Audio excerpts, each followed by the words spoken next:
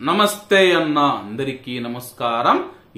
Indian స్కూల్లో చదువుతూ ఉన్న 10వ తరగతి విద్యార్థి మరణించాడు. వివరాల్లోకి వెళితే భారతీయ విద్యా భవన్ లో 10వ తరగతి చదువుతూ ఉన్న అహ్మద్ హుసేన్ జూన్ 18 మంగళవారం కువైట్ లో మరణించాడు. గత కొన్ని వారాలుగా అతను పర్వానియా ఆసుపత్రిలో చికిత్స పొందుతూ ఉన్నాడు. అలాగే అహ్మద్ బంగ్లాదేశ్ కు చెందిన వ్యాపారవేత్త జహంగీర్ హుస్సేన్ కుమారుడు. అతని యొక్క సోదరుడు అబ్దుల్లా హుసేన్ కువైట్ భవన్ లో గ్రేడ్ 1 లో చదువుతూ ఉన్నాడు. అలాగే వీరు అబ్బాసియాలో నివాసం ఉంటూ ఉన్నారు.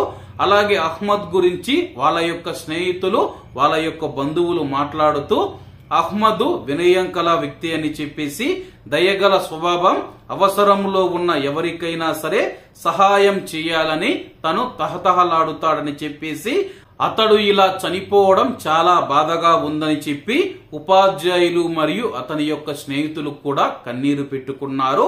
ఈ తీవ్ర నష్ట సమయంలో మేము హృదయపూర్వకంగా తమ యొక్క ప్రగాఢ సానుభూతిని తెలియజేస్తూ ఉన్నట్లు స్కూల్ యాజమాన్యం తెలిపింది.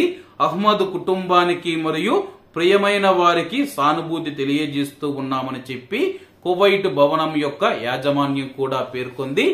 అలాగే యొక్క విద్యార్థి ఎందుకు చనిపోయాడు, ఎటువంటి అనారోగ్య కారణాల వల్ల చనిపోయాడన్న విషయాలనైతే బహిర్గతం చేయలేదు. ప్రస్తుతానికి భారతీయ విద్యాభవన్ లో చదువుతూ ఉన్న 10వ తరగతి విద్యార్థి చనిపోయాడని మాత్రమే స్థానిక మీడియా పేర్కొంది.